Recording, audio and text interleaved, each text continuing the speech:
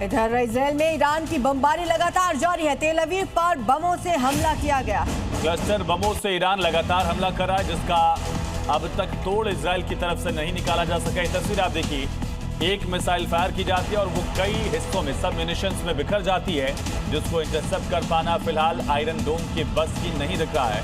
मिसाइलों की बौछार इजराइल के आसमान में नजर आ रही है।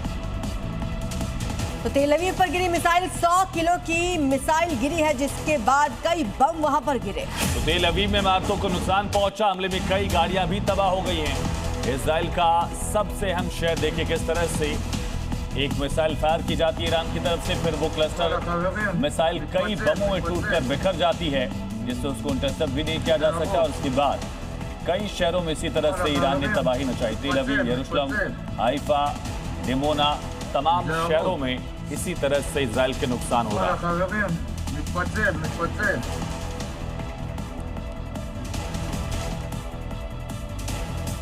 ईरान ने हॉर्मूज पर ऐसी नाकेबंदी की जिसने इस युद्ध में अमेरिका को बैकफुट पर ढकेल दिया। अमेरिका ने साम दाम दंड भेद सब कुछ करके देखा, लेकिन ईरान पर उसका असर नहीं हुआ। और यही वजह है कि ट्रंप को अपने प्लान में बदलाव करना पड़ा। वहीं हॉर्मूज पर एक बार फिर ईरान ने ट्रंप को आईना दिखाया है और कहा कि इस इलाके में उसका पूरी तरीके से कंट्रोल है। यानी इस युद्ध में ईरान सब कुछ खत्म करने को तैयार है, लेकिन अमेरिका के आगे झुकने को नहीं। तो जहां एक तरफ ट्रंप ईरान से हाफ सीज फायर की बात कर रहे हैं, 5 दिन तक ईरान के एनर्जी ठिकानों पर हमले नहीं करने की बात कर रहे हैं, दूसरी तरफ इजराइल के ईरान और लेबनान पर हमले लगातार जारी हैं। तो क्या अब नेतन्याहू ट्रंप की भी नहीं सुन रहे हैं? नेतन्याहू फिलहाल ईरान के खिलाफ युद्ध में रुकने के मूड में नहीं है। उन्होंने साफ कर दिया है कि ईरान और लेबनान पर उनके हमले इसी तरह से जारी रहेंगे। यानी कि ईरान के खिलाफ युद्ध शुरू करने वाले अमेरिका और इजराइल की राहें अलग अलग होती नजर आ रही हैं। जहां एक तरफ ट्रंप हाफ सीजफायर की बात कर रहे हैं, तो दूसरी तरफ नेतन्याहू इस युद्ध में कोई ब्रेक नहीं लेना चाहते। नेतन्याहू ईरान और हिजबुल्लाह को वो संभलने का कोई चांस नहीं देना चाहते।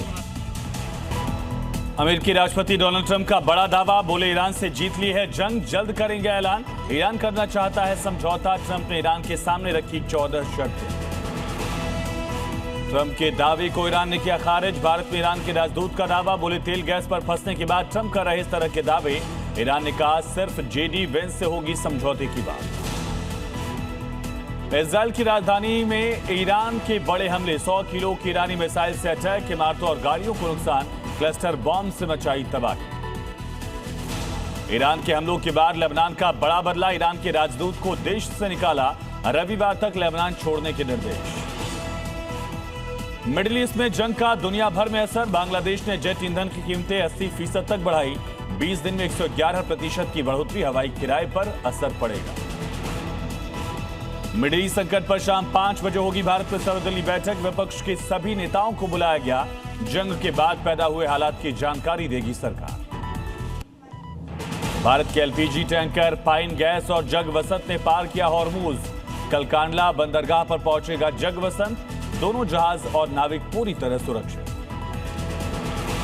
यूसीसी बिल पास करने वाला दूसरा राज्य बना गुजरात, 7.5 घंटे की बहस के बाद विधानसभा से बिल पारित। कांग्रेस ने बताया बिल को मुस्लिम विरोधी।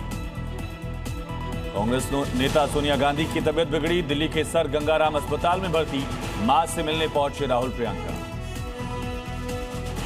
और 13 साल बाद कोमा में रहने के बाद हरीश राणा का एम्स में निधन, सुप्रीम कोर्ट ने दी थी इच्छा मृत्यु की इजाजत, गम में डूबा हरीश राणा का परिवार।